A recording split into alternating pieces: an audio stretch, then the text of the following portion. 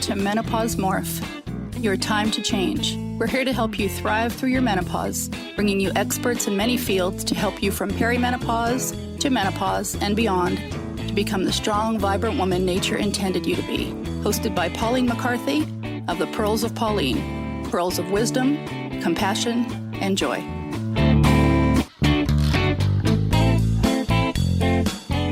Hello, welcome to this week's Menopause Morph, your time to change. Today we have the same lady we had on the last time. Her name is Josea Tamira Crossley. This is the second part of her interview because she has got so much information to share with us. Josea is a body wisdom mentor and founder of ReviveRadiantHealth.com. She supports women all over the world to reclaim joy and vitality from the impacts of chronic stress. Josea is passionate about mentoring her clients to move through the deeper levels of healing and step into their most radiant health and phenomenal power. An honours graduate of the Edison Institute of Nutrition, and she also believes in supporting her clients' transformation with nutrition grounded in ancient tradition and modern science. Her other name is Mom, to her gorgeous 8-year-old mum. Oh, no, our 8-year-old mom, our 8-year-old boy. And she's also an avid gardener, yogi, meditator, and loves dancing, playing ultimate frisbee, swimming in the freezing cold Canadian Ocean, and listening to the birds in the morning. So welcome back, Josea. Oh, thanks so much, Pauline. It's great to be here with you again today. I would like to, if people are just joining us for the first time, I'd like to recommend that they go back and listen to the previous podcast where Josea is giving an introduction to her work, some very interesting stories. So last week you shared with us your powerful story of overcoming your core wounds and stepping into your power and purpose as the body wisdom mentor.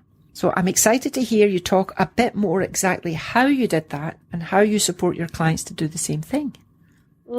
Thanks so much, Pauline.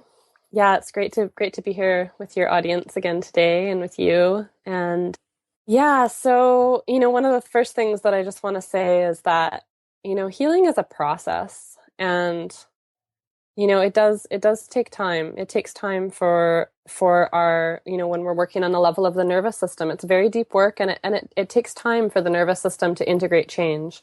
And sometimes these changes can feel really subtle, but over time we start to really recognize the power of what's happening with this work and how deeply it really changes our lives and our ability to be present and connected to ourselves and in our relationships with others and with the world. And so it's really been a process for me and having, a deeper understanding, some of this knowledge that I want to share with you today about the nervous system can really help to remove some of the shame that can happen around, feeling a bit like you can't function as well as some people in your life, especially as we go through menopause and as those kind of what can be intense symptoms start to hit. It's like there can be a lot of shame around like, oh, why is this happening to me? Why am I different from my neighbor? Or, as a woman, why can't I keep functioning as well as my husband or the men around me,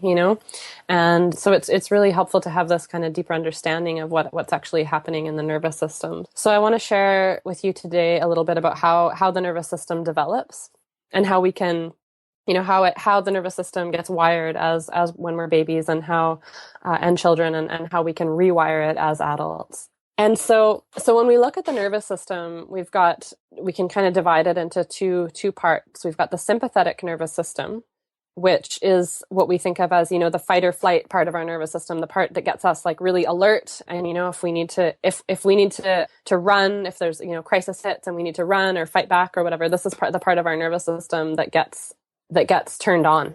And we'll have high tone in a situation of extreme stress. And so this sympathetic nervous system, what it does is it takes the blood away from the digestion and puts all the blood in our extremities, right? And it's incredible what we can do when this part of our nervous system is activated, the fight or flight response, right? There's stories of like mothers lifting like 4,000-pound vehicles off of babies and stuff like that, and it's like that's that adrenaline, that fight or flight response that can come through our system, right, in order to survive. So ultimately our systems are naturally wired to keep us alive, right?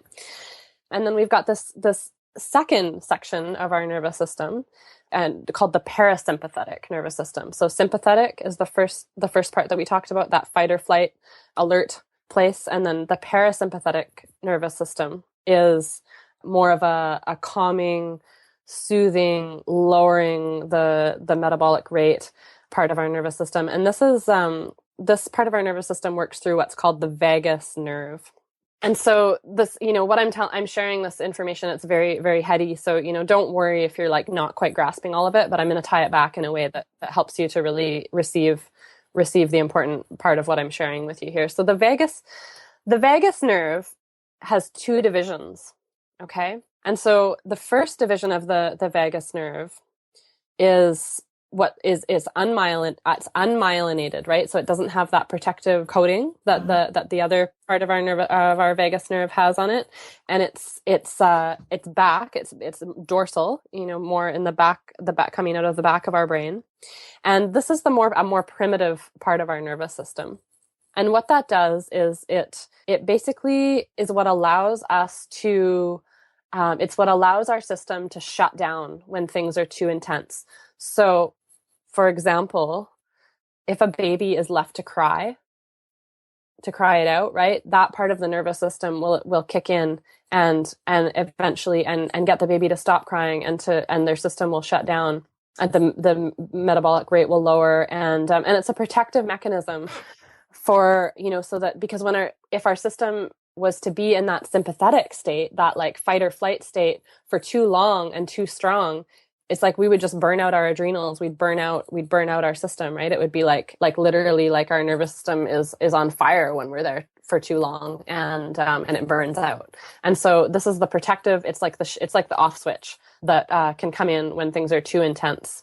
We see this manifested really clearly in the like if you watch there's this great video actually on YouTube that you can look up, cheetah chasing gazelle. I think if you put that into YouTube, you can find it. And what happens in that video is the mama cheetah, she's hunting and she catches a gazelle and you see the gazelle fall and it hits the ground and its legs are literally like out straight. Like it looks dead, right? Mm-hmm. And so, as an observer, you're pretty sure, okay, she's killed that animal and she's taken it down.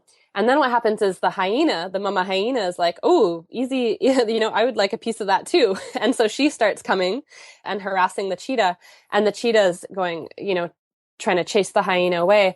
And what happens is the cheetah chases the hyena and when she gets like about 10 or 15 feet away from the gazelle, we suddenly see that gazelle was not actually dead. That gazelle was in freeze, in vagal shutdown. Okay. And as soon as that cheetah gets far enough away, boom, that gazelle is up and gone. Wow. And so this primitive part of the vagus nerve, what it does is it allows us, in that situation that the gazelle was in, if the cheetah had directly gone and started eating that gazelle, it was in a place where it was like not fully in its body anymore. There was an analgesic, like painkiller response chemicals flowing through its system so that it wouldn't have felt the pain as intensively of being eaten. And so this is a protective mechanism. And it's also protective in the sense of the cheetah thought that it was dead, right? The cheetah was like, yeah, that animal's dead. It's frozen. It looks dead. So I'm going to go and chase the hyena and make sure that it doesn't come and get my kill. Mm-hmm. And so it actually fooled the cheetah. And so what ended up happening was it did protect the gazelle and it saved its life. It was able to get away and have that moment of opportunity. Nice. And so this is, part of our system is designed to protect us, right? Our system is designed for survival. And some other really important things happen, with having a bit of tone, a small amount of tone to that primal vagus nerve as well. I have a question. When you were talking about the gazelle and things, when people experience a big trauma and they go into shock, and they're sort of like zombies. Mm-hmm. That would be that like a situational of that exactly happening. Yes. Exactly. Yeah, exactly.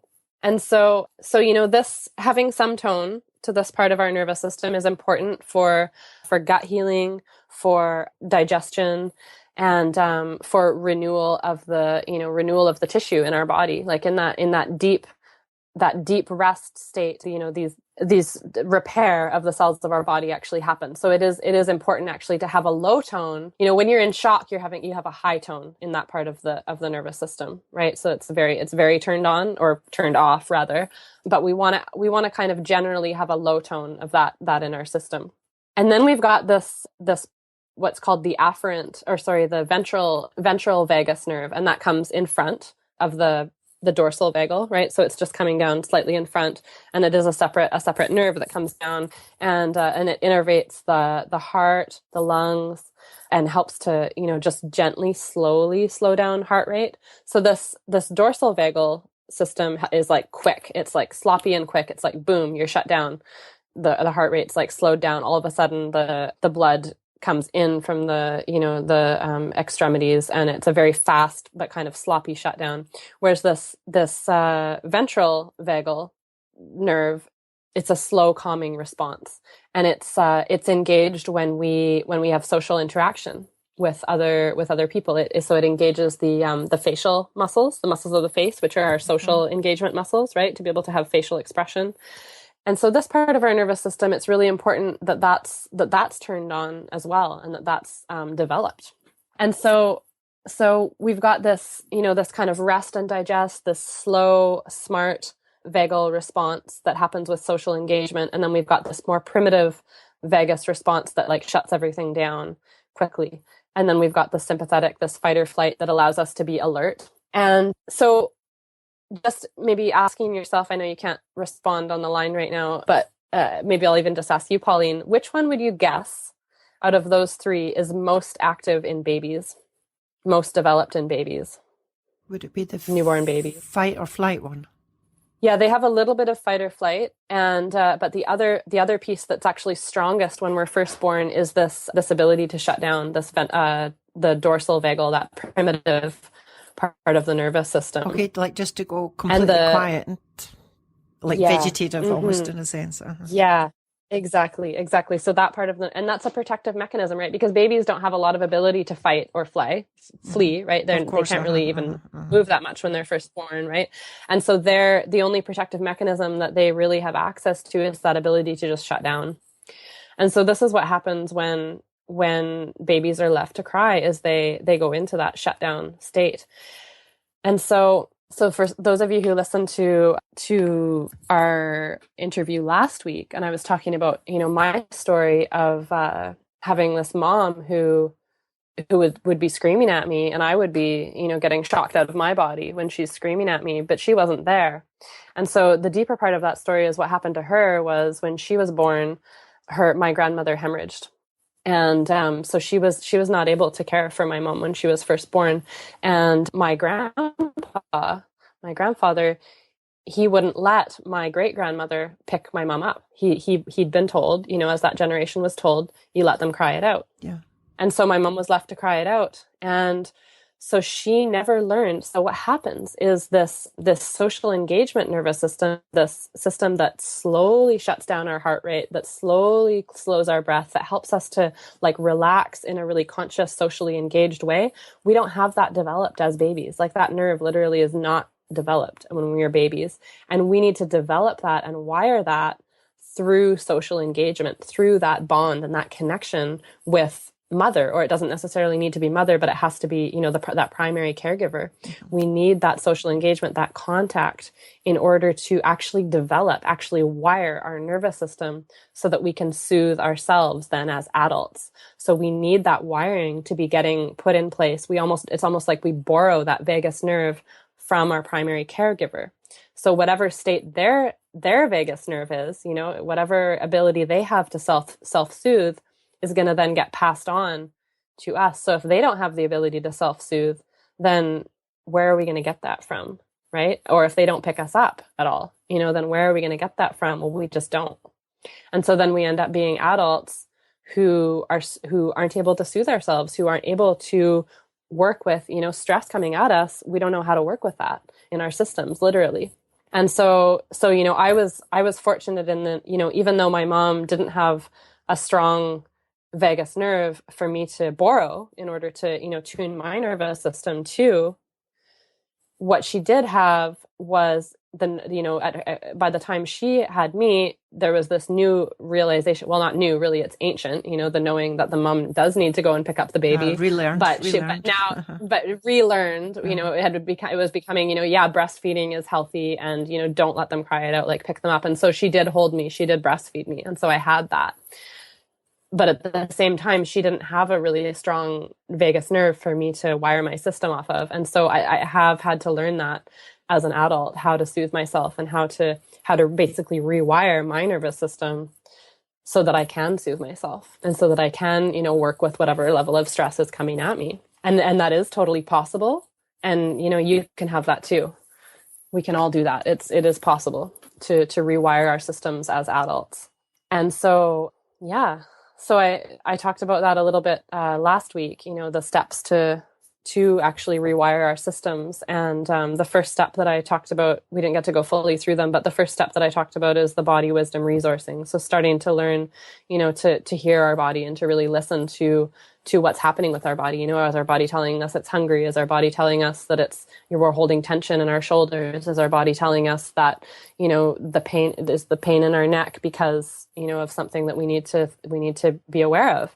And so there's all this wisdom that our body is constantly offering us, and it's really getting tuned to allow that to be a resource for our healing. And then the second key, the second step to rewiring the nervous system is, it's like when something happens, it can be very easy to get caught up in, or even when we're experiencing physical pain, but if something happens, that's stressful, it can be very easy to get caught up in the emotion and the story of it, right? And just spiral into, oh, well, he said this and he should have done something different, or she said that and she shouldn't have done that. And then, the emotion that it causes us. And then we tell the story to ourselves again and again. And it's like, we just spiral ourselves into this, intense emotion of either anger or sadness or, whatever it is. And so with when we begin to strengthen our inner witness, what that means is we stop and we take a step back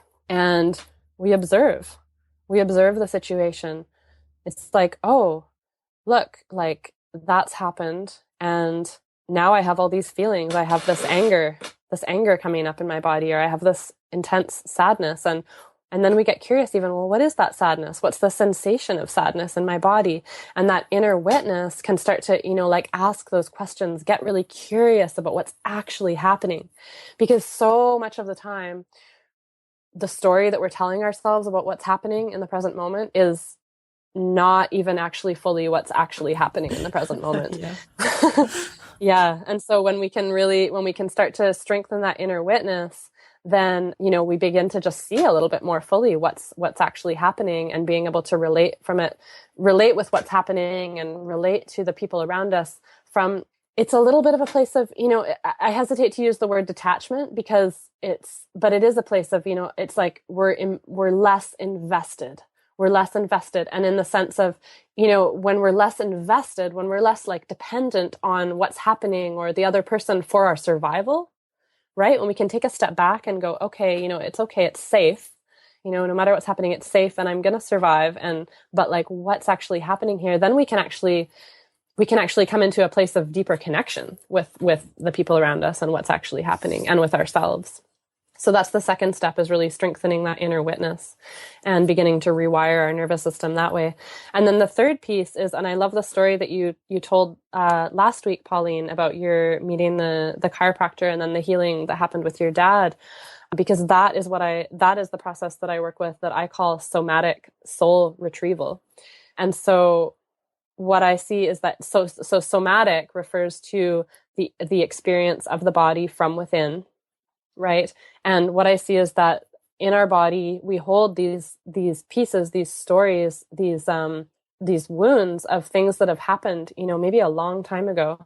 And so it's almost as though, because I believe that the body is where our soul resides in this, when we're alive, is that our soul lives in the body. But what happens is when we've experienced trauma that we're still holding on to, it's almost as though there's pieces of our soul that are still hanging out in the past. So we can't be fully in the present moment when there's these pieces of ourselves, scattered throughout time. still living that experience of, whatever's happened in the past. And so once we've strengthened the inner witness, and once we've really, developed our ability to connect to our body as a resource for wisdom, once we've really strengthened those things, we can start to go back to these really, these deeper core wounds and bring these pieces of our soul back into the present moment. And through this process, we could just get more and more and more present in the moment and present in our bodies. And it's pretty incredible, actually, what can happen when we come more fully into the present moment and how our life can change. Yeah. So is there one simple thing that people can do who are just beginning their journey of healing? Yeah, definitely. Did you talk about what steps you actually took yourself to do the healing, apart from going through you met your mentors and things like that, but were there actual things that you could sit down and say, I did this and this and this? Yeah, well, I mean, so these are the steps, the body wisdom resourcing, the strengthening the inner witness, and then the somatic soul retrieval. And that's the work that I've done with my mentors. Mm-hmm. Okay. In order to get to the place where I am now. And that's what I offer my clients. Okay. And the somatic soul retrieval, is that the third step or the second step? Well, so it's a non-linear process, really. No, I mean, out of three, because it's the third step. Yeah, okay. It's the third step, but it is a non-linear process. So I see my job as, when we go into session, it's like, where are you today? And what needs to be strengthened? What's going to feel safe and what's going to be the most effective and safe thing for us to work with today. Yeah. And it's going to be different, it's like we're going to go back to the body wisdom resourcing, and then we're going to, it's like it's going to be a cyclical thing, because it is, it is something. This isn't like some kind of like, like boom, you're healed all of a sudden, one session kind of thing. It's like this. It takes time for the nervous system. The nervous system needs time to integrate the change, because you're literally rewiring. It's like you're riding. It's like you've got a field of grass, and there's a bike path that goes along, and it's really well worn. And that's the your habitual reaction or response to stress. Mm-hmm. And if you want to create a new way of being, it's like you got to ride back and forth across that path, back and forth, back and forth, back and forth through that grass until the path gets created, right? Mm-hmm. And so it's really like that's what it looks like to rewire the nervous system. Mm-hmm. It's practice. Okay. Yeah. So we were going back to, but I would love to.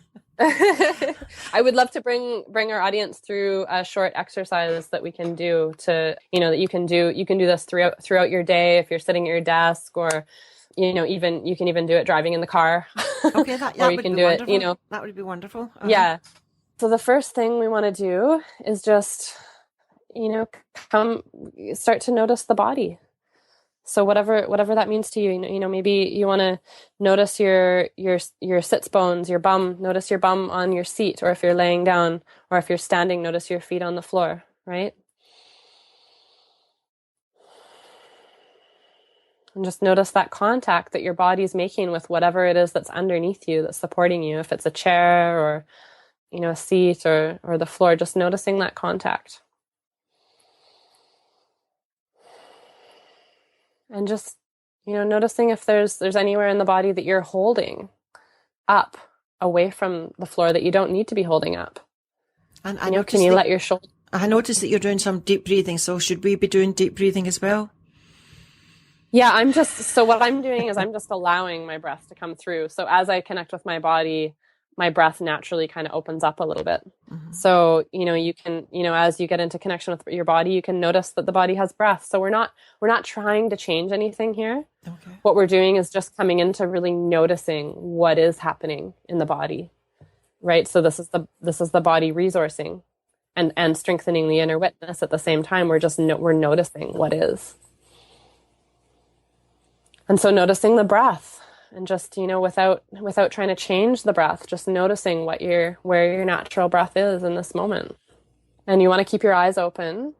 So if you've closed your eyes, just gently opening your eyes and just noticing what's right in front of you, connecting to the external world. So it could be, if you're driving, it could be the car that's in front of you. If you're sitting in your office, it could be the computer, or it could be the water cooler that's across the room. And just noticing, as you notice what's in front of you, Noticing the breath. Can you also stay aware of your breath? Can you also stay aware of your seat, where you're sitting, your contact with the chair, with the floor, with your feet on the floor? And noticing the breath again. Noticing what's in front of you. Allowing your eyes to receive whatever is in front of you.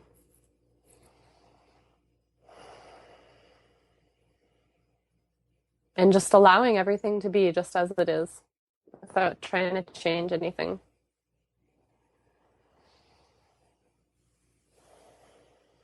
And just notice if you're holding any tension in the body that you could let go of now, without trying, without pushing it to let go, but just see if there's anything. Can you drop your shoulders? Can you allow your breath to flow in a little bit more fully? And so, so this is the process this is what I call orienting. And we're orienting to our body, right? And we're also orienting to the external world. We're noticing that it's safe. Yeah. So hopefully, you probably don't have anything flying at you if you're sitting, maybe if you're out in the park, you have a bird flying towards you, but it's like just acknowledging that it's safe, because so much of the time it's like when we're caught in, when we're holding on to past trauma in the body, or, holding on to even like what happened yesterday, we may not be aware that we're holding on to it. And it's like our system, there's some level of our system where we're going, it's not safe. And so just to come into the body and go, yeah, it's actually safe right now. And I can feel my body, and I can see what's around me in the room. And so this orienting process, it's like we begin to rewire the nervous system to go, okay, I can come down, I can relax, it's safe. Yeah. So it's it seems very subtle, but it's a very powerful process to, if you practice this 5 times a day, the amount that your inner witness and your body wisdom resourcing can strengthen here, just doing this one simple practice is really, really big. So yeah, if you feel a connection with what I've been sharing with you today, and you want to stay in touch with me, I'd just love to give that opportunity again. That if you're ready, because when we heal on the level of the body, the transformation is real. And the ripples that go out into our lives are infinite, and it's going to affect our children. It's going to affect our partners, our family, our community, and everyone we touch, and it's we don't know how far those ripples are actually going out. And so when we can really start to change from on the level of the body to shift on the level of the body, and to give ourselves that gift of healing, I believe that we can really change the world, especially as women. And so if you're ready to have the tools and support that really work to address these core wounds that may have been holding you back for years, right, from getting the fullest out of your life and your relationships, and if you want to get connected to what it's like to trust that wisdom of your body and be able to follow its inner guidance system in every aspect of your life, and if you want to have the support to do that in a way that's effective and safe, I can do this with you. And so that would look like is... I'm sure a lot of women they've had this stress building up in their life, but they've kept it in. But now that they're going through their perimenopause and menopause, it's manifesting as symptoms, and they're just putting it down to, it's just menopause, but actually it's maybe much deeper rooted reasons. Exactly, and if they can overcome that, then they would have a much easier time through their menopause. Oh yeah, that's the thing, is that it's become normalized that you have hot flashes and you have all these intense symptoms. It's become that's just normalized, right? It's like having to give birth, and having a C-section to give birth has become normalized, right? Having cramps with your period has become normalized. And these things, it's not that they're wrong, and it's, but it's actually not our optimal state of health. And we don't have to be living with these things. We can change them, and this is the work, these are the tools that I work with in order to really shift on that deep level. And, as you shared earlier, Pauline, I'm also a holistic nutritionist. And what I found was, when I was only working with clients on the level of, because I had some clients who would just be coming to see me for the nutrition stuff, what I found was that it's for one thing, it was very hard to implement changes in terms of how they ate, how they lived their lives without, and how they nourished themselves, right? That level of self-care without doing this deeper work. And that having that, that nutrition up under you, supporting you, while you're doing this deeper work is really powerful. And at the same time, without the deeper work, it can be challenging to actually make the shifts and have the healing happen and the transformation happen that we really want. And so being able to really listen to the symptoms as a messenger and as a call to that deeper healing. And so if you're feeling that call, I'd love to be the one to support you out there to make those shifts. And so what that would look like is sitting down with me a couple times each month and working with the 3 steps that I shared with you: the body wisdom resourcing, strengthening the inner witness, and the somatic soul retrieval work, and just, really tuning into what's needed each session, and get fully present with, where you're at, and checking out what feels safe for you with each session, and just, holding you right where you are and right at the level that you're ready to heal. And then working with me also looks like having email coaching, unlimited email coaching, so for integration between the sessions, and also just nutrition questions, that kind of thing. And also looks like you having practices and tools that you'd be working with in between sessions on your own. And as Pauline said earlier, I'm also a registered holistic nutritionist, and I believe in supporting that deeper healing with nutrition. And because, self-care is such a big part of it. And as we heal on the deeper levels, we learn to find that self-worth to just start taking better care of ourselves. Mm-hmm. But we still need the knowledge and tools to do that, so we can get our own bodies actually working with us, right, instead of against us on this journey. And so, so if that feels like something that might be interesting or that you feel called to do, I want to invite you to sign up for a free 30-minute Reclaim Your Birthright session with me. So that's 30 minutes. We sit down totally free, and just what we do is we get really clear about what you need to create in your life, not just in terms of what you want to do or what you want to have like manifest in your life, but really in how you want to feel, and in terms of who you need to be in order to feel that way. And we really create, get clear on your vision, and having a vision of where we want to go. You need that vision in order to make the journey, because the vision provides that map. We need to know where we're going in order to take the steps. And they would contact with you at www.meetme.so/radiant health vision. Yeah, that's great. Yeah, definitely. Yeah. So, and you're going to put that link beside the podcast as well. I will put that with the podcast notes. So that's great. And that'll also be an opportunity to find out if it would be a good fit for us to work together more. But if it's not a fit, it's totally okay. I love doing these sessions and just connecting with people. And so there's no obligation at all. And we'll part as friends even if we don't decide to work together. So I'm excited to hear from all of you. And thanks so much, Pauline. Well, thank you for having us. It was something that I hadn't really thought about how our menopausal symptoms could be exacerbated because of traumas in our life that we hadn't dealt with.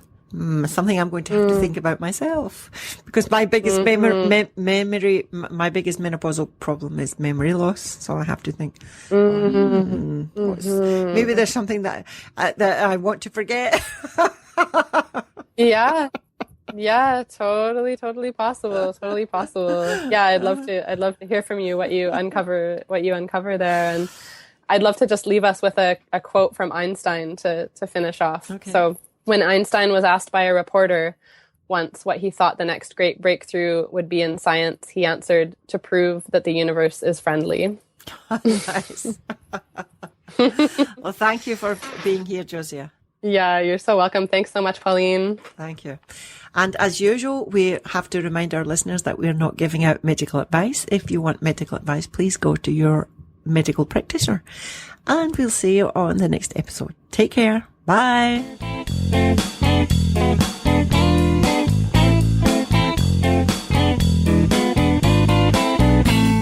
Thanks for listening to Menopause Morph, your time to change. If you've enjoyed the program, be sure to subscribe to the next one, and please leave a rating and review on iTunes to help us spread the message about thriving through the menopause. To get a free ebook, more menopausal resources, and to connect with Pauline, please visit www.menopausemorph.com.